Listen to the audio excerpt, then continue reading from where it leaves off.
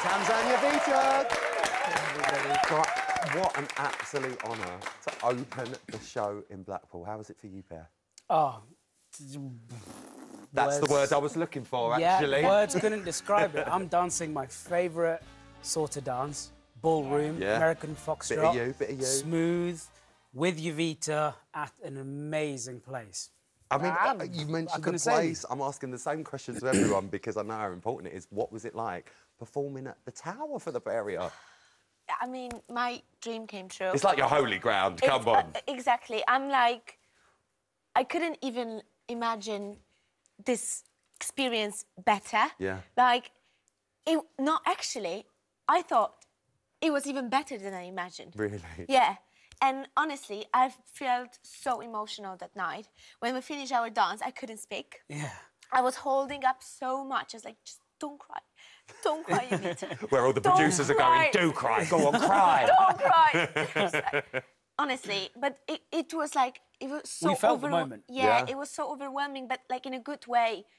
Like, I think, like that night, it was the highlight. It's going to of stay everything, with you. and it's going to stay forever in my heart. And I'm so glad to hear that, because, I mean, Hamza, I know you were struggling initially with the idea of having other dancers there and thinking, oh, you know, I've got Jowita and then there's going to be other people. What was it like to go out there and lead all of them pros? It's the word honour. It was an absolute honour. We come out the doors and you see them there. And at first when we practiced, I was like, Jowita, I don't like them there. And they're waving big, like, massive white feathers, and I'm like, instead of looking at Jowita while I'm turning, I'm looking at the feathers and look at Jowita. So it was a bit distracting at first, but to go out on the night and then do it with them, and they just added the je ne sais quoi, shall we say, to it all.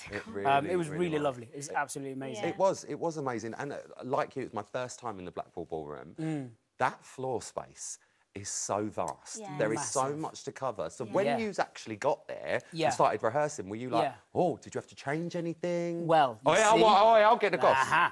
Jowita knew it was going to be big. So our choreographer, Jowita, she knew it was going to be big.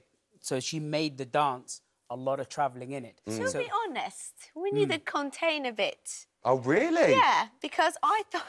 Did you think it was twice the size? I thought it's going to be even more, but we needed to contain a few steps. Yeah, a little bit. But this is because Hamza, he has such a great drive when he dance. Oh, he leaps this one, doesn't he? He literally covers the floor like nobody else. You got great scores as well. 38, same for 3 weeks in a row now, which is fantastic. What a good score to be at. And I can tell you, you are joint highest scorers of the series along with Molly and Carlos, which is fantastic news. I know you don't normally like the numbers, but what's it like hearing something like that? It's great. I don't normally think about numbers, and we don't think, what will the judges give us?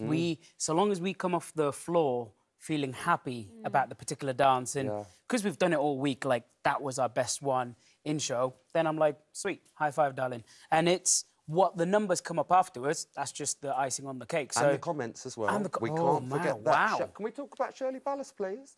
Coming out with the words, you are the one to beat. Yeah. What did you make of that? It's mind-boggling. Absolutely mind-boggling. Well, you say it's mind-boggling. I think I know what's going on here, Hamza. What is it?